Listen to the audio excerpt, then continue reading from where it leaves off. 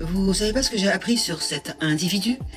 Donc, il était associé de Winamax, le site de poker en ligne. Il était associé avec un certain Marc Simoncini, le patron de Mythique, site de rencontre.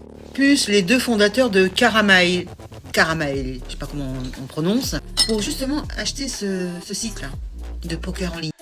Partout dans le monde, il est interdit de faire des jeux en ligne. Enfin, quand je dis interdit, faut bien comprendre.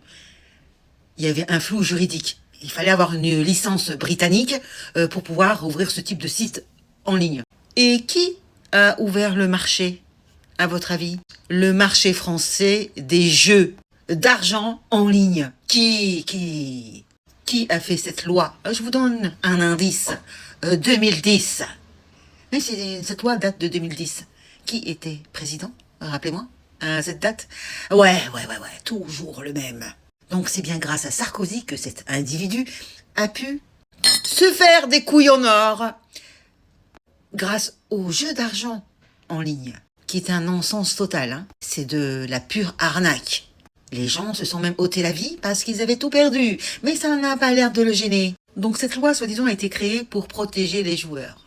Ah, surtout pour récupérer les recettes fiscales, qu'on s'entende bien. Soi-disant aussi pour lutter contre les sites illégaux. Et pourquoi cet individu fait partie du lot, hein, du trio gagnant qu'ont donc ouvert ce site?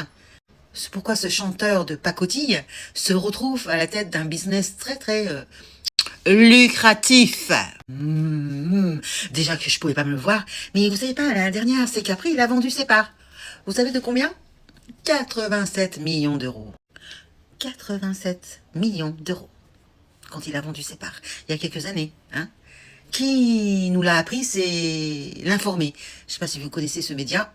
Sarkozy, Patrick Bruel. Voilà qui le protège. C'est Sarkozy qui le protège. Moi, je te dis que ce type, c'est une imposture, c'est une arnaque. Il ne sait ni chanter, ni jouer l'acteur, ni jouer au poker. Tout ça, c'est du flan. Mais qui est derrière tout ça? Comme de par hasard, ils réussissent tous, hein?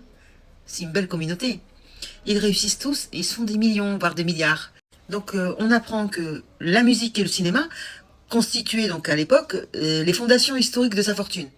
En 2012, Challenge, espèce de magazine, le classait 5e chanteur français le mieux payé, avec des revenus dépassant 1,4 million d'euros.